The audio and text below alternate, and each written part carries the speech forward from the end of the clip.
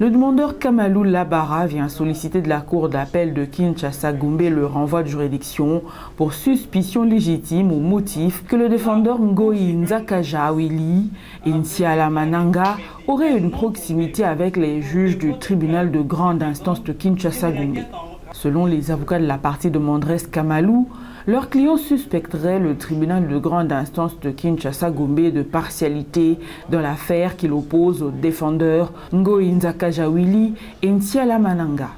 À l'audience du jour, les avocats de la partie demanderesse Kamalou sollicitent de la Cour de renvoyer les parties devant une autre juridiction pour garantir les intérêts de leur client Kamalou. Le juge nous a obligés de plaider le même jour. En fait, nous avons vu l'acharnement, parce que le juge s'est comporté dans la dite cause. Nous étions dans l'obligation de respecter le tribunal de grande instance Gombe. C'est ça, nous sommes devant vous. Nous sommes devant vous pour que vous puissiez nous renvoyer à notre juridiction de même rang.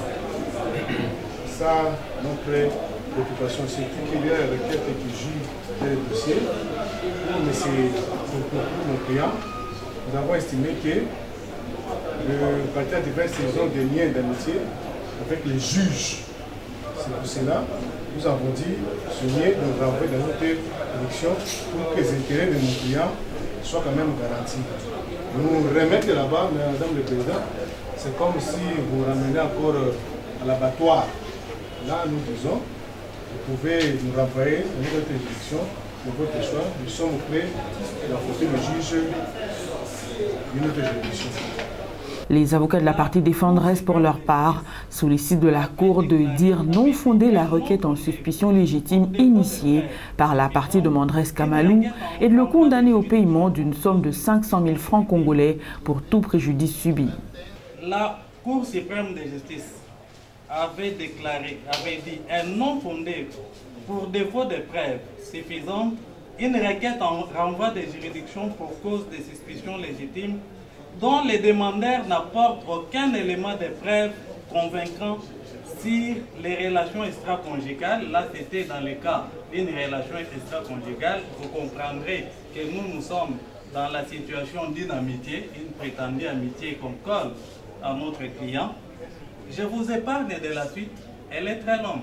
Mais seulement j'aimerais, tout en épousant complètement la plaidoirie de mon estimé confrère, vous dire que nous sommes estomaqués à ce jour de constater que même quand le juge se met à respecter la loi, il y a de ces avocats qui se lèvent pour crier le respect, et non la violation, le respect. Parce que la loi demande au juge de demander aux parties qui viennent solliciter les séquestres de plaider leur action à la première audience.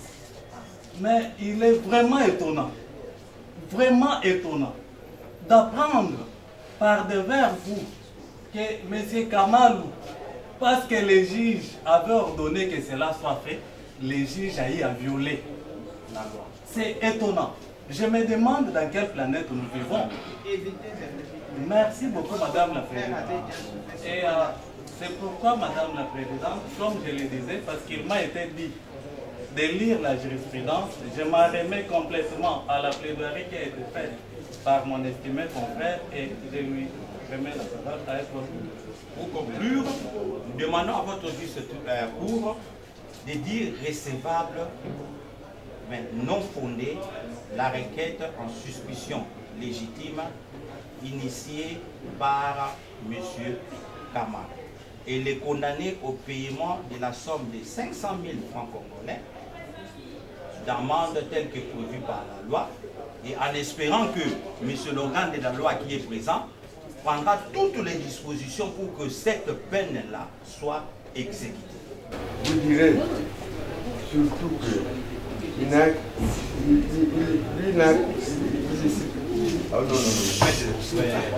le ministère public, dans son avis, sollicite de la Cour de dire recevable mais non fondée la requête de la partie demanderesse Kamalou.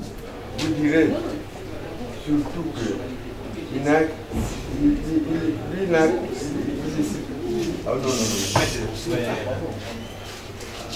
ce n'est pas le chef de la juridiction. Il n'est même pas impliqué dans cette histoire. Il n'y a que les juges. C'est pourquoi pour nous, le ministère public, votre recours dira Maître, s'il vous plaît. cette requête fondée, pardon, la requête recevable et non fondée par manque de preuves. Et étant donné que cette requête a été prise avec beaucoup de légèreté, vous allez appliquer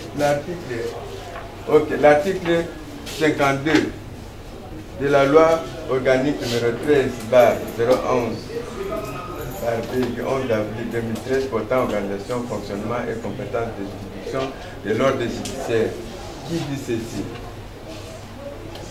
Si la requête aux fins de renvoi pour cause de suspicion légitime est déclarée non fondée, comme il est le cas, la juridiction saisie peut, après avoir appelé le requérant, le condamner à la mort.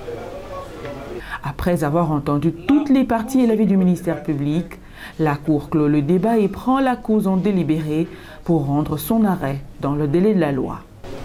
On la cause en délibéré pour pouvoir rendre son arrêt dans le délai de la loi.